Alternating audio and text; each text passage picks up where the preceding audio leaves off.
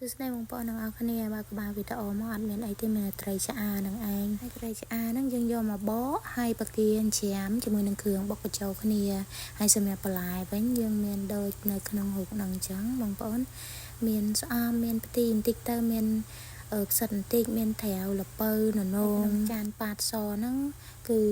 ត្រីឆ្អា បុក ជាមួយ នឹង សាច់ ប្រគៀ របស់ យើង បងប្អូន ហើយ ចាន តូច នោះ គឺជា ស្អំ តែ បើ សម្រាប់ បងប្អូន អត់ ចូល ចិត្ត ញ៉ាំ ស្អំ ទេ មិន ដាក់ ចិត្ត ស្អំ ទៅ ក៏ បាន ដែរ ហើយ នឹង ប្រហុក បាក់កូន កាត់ បន្តិច ក្រោយ មក យើង ដាក់ ដាំ ទឹក មក បងប្អូន ដាក់ ដាំ ទឹក មក ពុះ សិន ណា បងប្អូន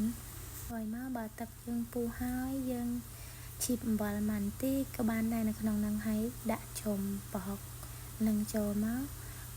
ពិបាក ពេក នៅ ក្នុង កូន ចាន តូច យើង ដាក់ ក្នុង កន្ទង វិញ ទៅ វា ស្រួល ជាង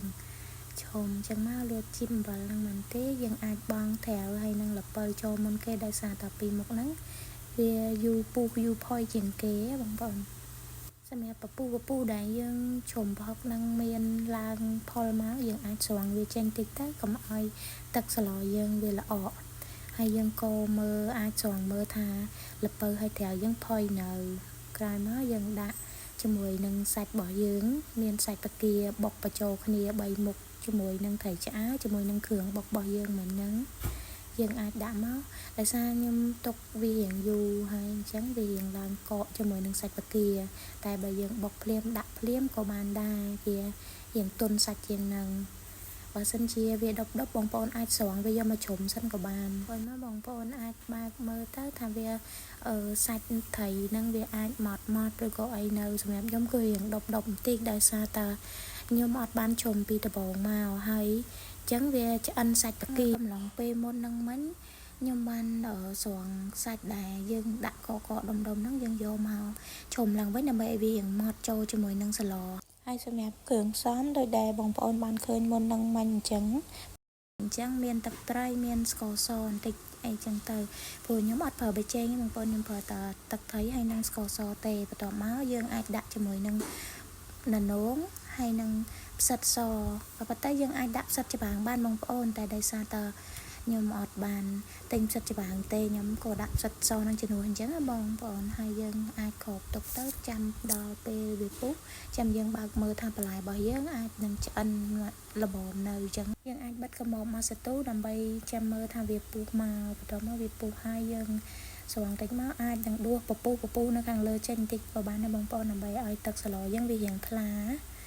យើង កូរ មើល ទៅ ថា បន្លែ របស់ យើង អាច ទន់ ល្មម នៅ ហើយ ចាំ យើង ដាក់ ស្លឹក ទី ចូល ដាក់ ស្លឹក ទី ចូល កូរ វា ឲ្យ រៀង សព្វ បន្តិច ចាំ យើង បិទ ឲ្យ វា ពុះ មួយ សា ទៀត យើង អាច ទុក ឲ្យ វា ពុះ ប្រហែល ជា ខ្ទង់ 2-3 នាទី ទៅ ចាំ យើង បើក មើល ម្ដង ទៀត ថា វា ពុះ ឆ្អិន ល្មម នៅ អញ្ចឹង សម្រាប់ ខ្ញុំ មើល ទៅ ថា វា ឆ្អិន ហើយ យើង អាច ដាក់ ស្អំ ចូល ទៅ បន្ទាប់ ពី ដាក់ ស្អំ យើង អាច ដាក់ ជាមួយ នឹង ម្អម ចូល ទៅ ជាមួយ គ្នា ក៏ បាន ដែរ ដោយ សារ តែ ស្អំ ហើយ នឹង ម្អម ហ្នឹង យើង គ្រាន់តែ ជា ដាក់ យក ក្លិន ដើម្បី ឈ្ងុយ តាម ក្រោយ ទេ អញ្ចឹង យើង អាច ដាក់ ហើយ បិទ ភ្លើង បាន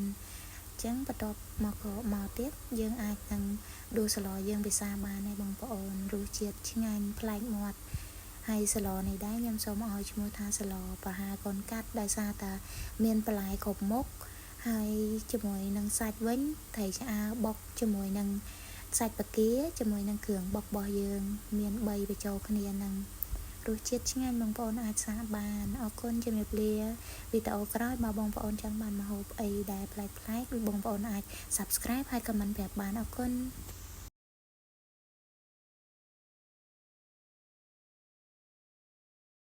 សារ តែ ព្រឹក មិញ ហ្នឹង ខ្ញុំ រក ផ្សិត ច្បាំង ទិញ អត់ បាន អញ្ចឹង ខ្ញុំ ជំនួស ឲ្យ ផ្សិត វែង ស ហ្នឹង បងប្អូន ឥឡូវ ម្ហូប យើង ឆ្អិន ហើយ មិន ដែរ បងប្អូន សម្រាប់ រសជាតិ យើង ប្លែក មាត់ ហ្មង បងប្អូន អាច សាក បាន អរគុណ ជំរាបលា